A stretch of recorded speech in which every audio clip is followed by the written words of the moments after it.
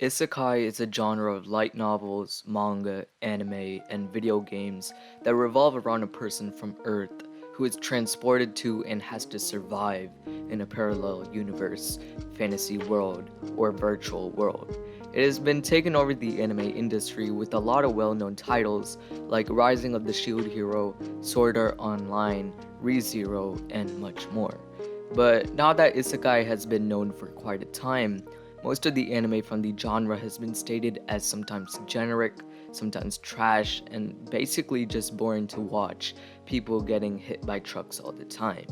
Jokes aside, when it comes to an actual original, not generic, not trash, but good isekai which started it all, the praise goes to Mushoku Tensei Jobless Reincarnation. So before we get on to the video, let the intro commence.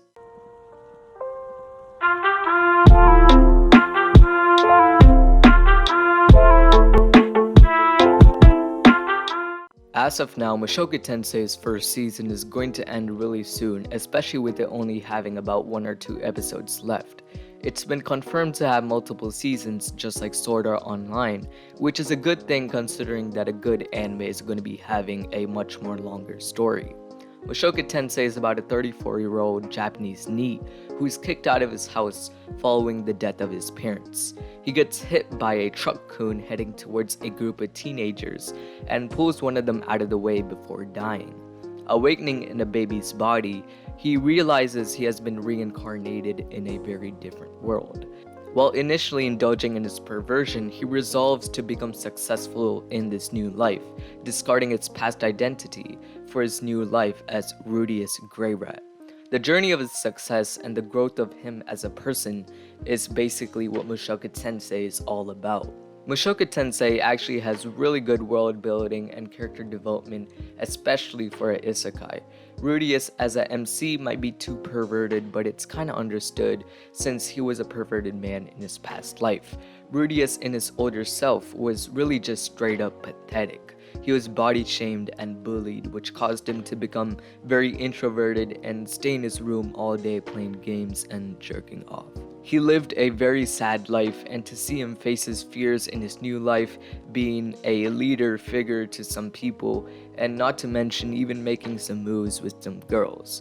His character development is really well done and just super smooth, which is very rare to find nowadays. About world building, the world is basically a medieval themed place with multiple kingdoms, but the element that makes the world interesting is that for almost each place there is a story or a system behind it.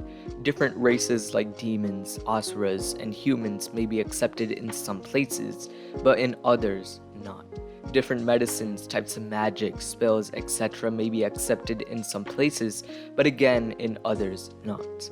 For some kingdoms, there are stories as to how the kingdom got to be there, how and why the king became the leader of that particular place, and much more information written inside historical books in the series. This element of information for each place makes the world building very detailed and overall interesting. When it comes to written media, Mushoku Tensei is the modern day institution for the isekai genre. Isekai as a word has only been around for a few years, but the genre itself has been quite hidden inside fantasy for a long time to about 10 to 20 years ago. Back then, what we know now as isekai was considered vastly different.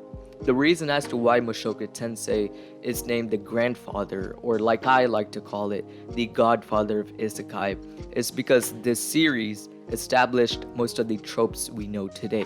This mostly includes the concept of reincarnation into a new world, the murderous device often named by fans as truck-kun, and the pathetic protagonist that requires a new chance in life.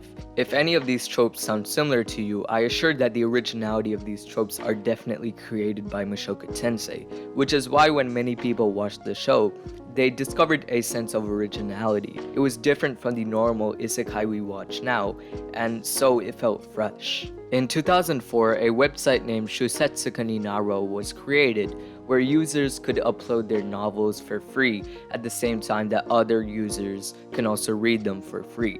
The site hosts over 400k novels, has over 800k registered users, and receives over 1 billion views per month, making it the 37th biggest site in the entire world.